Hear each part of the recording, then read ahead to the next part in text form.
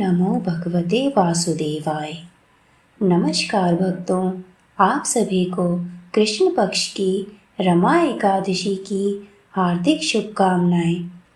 हिंदू पंचांग के अनुसार इस बार रमा एकादशी का व्रत 9 नवंबर 2023 गुरुवार के दिन रखा जाएगा। एकादशी तिथि भगवान विष्णु की पूजा के लिए समर्पित मानी गई है।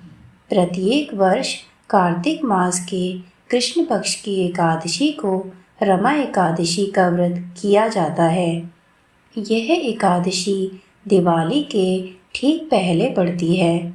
मान्यता के अनुसार इस दिन भगवान विष्णु के साथ माता लक्ष्मी की पूजा करने से सभी मनोकामनाएं पूर्ण होती हैं और घर में सुख समृद्धि आती है। इस दिन माता लक्ष्मी के रमा स्वरूप की पूजा की जाती है। इसके अलावा रमा के साथ श्री हरि विष्णु के केशव स्वरूप की पूजा भी की जाती है। मान्यताओं के अनुसार ऐसा करने से साधक को विष्णु लोक में स्थान प्राप्त होता है। इस दिन भगवान विष्णु और माता लक्ष्मी की साथ में पूजा करने से साधक को सुख फलों की प्राप्ति होती है। एकादशी तिथि के दिन कुछ कार्य ऐसे भी होते हैं जिनको हमें नहीं करना चाहिए। एकादशी के दिन चावल खाना वर्जित माना जाता है। पौराणिक मान्यताओं के अनुसार एकादशी तिथि पर चावल खाने से व्यक्ति को रेंगने वाले जीव की योनि में अगला जन्म प्राप्त होता है। एकादशी तिथि पर तुलसी में जल अर्पित करने की भी मनाही होती है। ऐसा माना जाता है कि इस दिन तुलसी माता भगवान विष्णु के लिए निर्जला व्रत रखती हैं। ऐसे में एकादशी तिथि पर तुलसी में भूल कर भी जल अर्पित ना करें।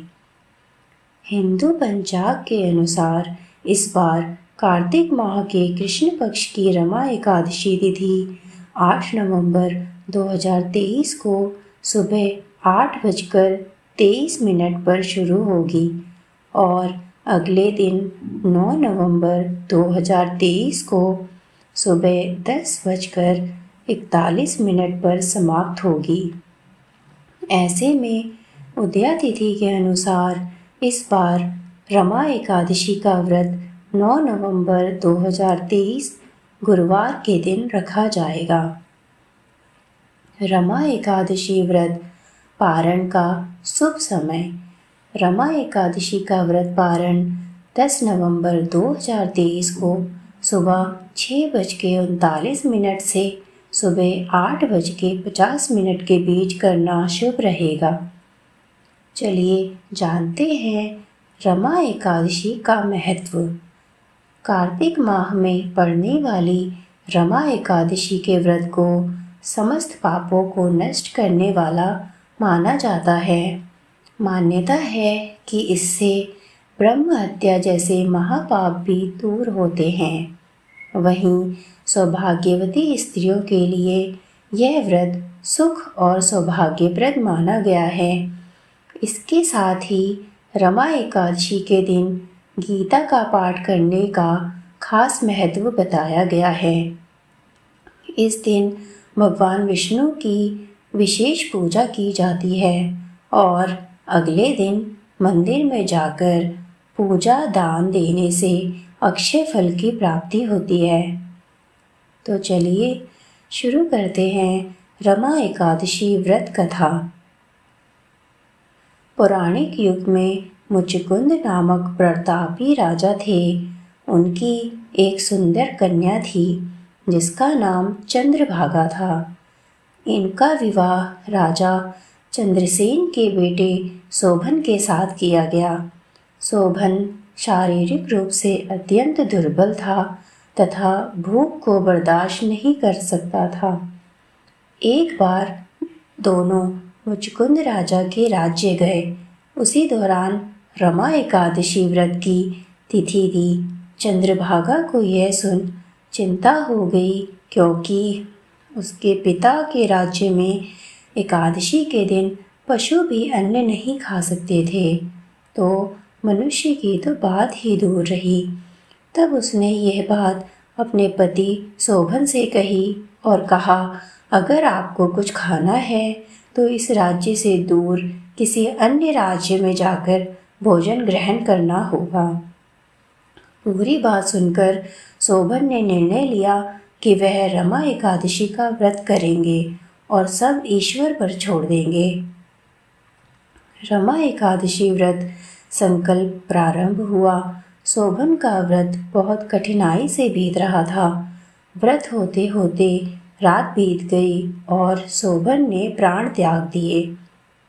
पूर्ण विधि विधान के साथ उनकी अंत्येष्टि की गई और इसके बाद उनकी पत्नी चंद्रभागा अपने पिता के घर ही रहने लगी। उसने अपना पूरा मन पूजा पाठ में लगाया और विधि के साथ एकादशी का व्रत किया।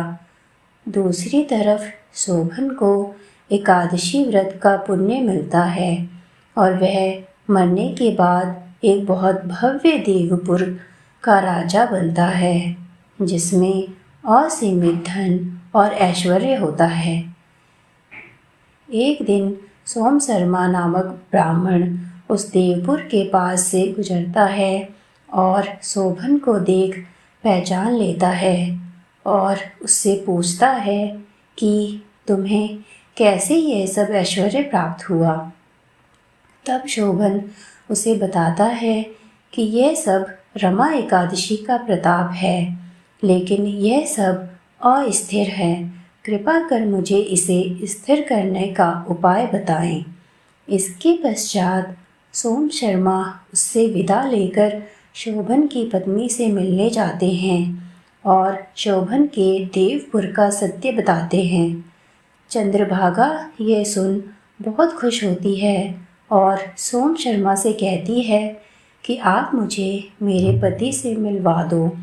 तब सोम शर्मा उसे बताते हैं कि यह सब ऐश्वर्य अस्थिर है। तब चंद्रभागा कहती है कि वो अपने पुण्यों से इस सब को स्थिर कर देंगी। सोम शर्मा अपने मंत्रों एवं ज्ञान के द्वारा चंद्रभागा को दिव्य बनाते हैं और शोभन के पास भेजते हैं। तब चंद्रभागा उसे कहती है कि मैंने पिछले 8 वर्षों से नियमित रमा एकादशी का व्रत किया है। मेरे उन सब जीवन भर के पुण्यों का फल मैं आपको अर्पित करती हूँ। उसके ऐसा कहते ही देवनगरी का ऐश्वर्य स्थिर हो जाता है। इस प्रकार रमा एकादशी का महत्व पुराणों में बताया गया है। इसके पालन से जीवन की दुर्बलता कम होती है तथा जीवन पाप मुक्त होता है। रमा एकादशी पर ऐसे करें भगवान विष्णु की पूजा। एकादशी तिथि को प्रातःकाल ब्रह्म मुहूर्त में उठें। दैनिक कार्यों से निर्वृत्त होकर पवित्र नदी में स्नान करें। रमा एकादशी व्रत संकल्प लें और पीले रंग का वस्त्र धारण करें। भगवान सूर्य को लाल रंग मिश्रित जल से अर्घ्य दें।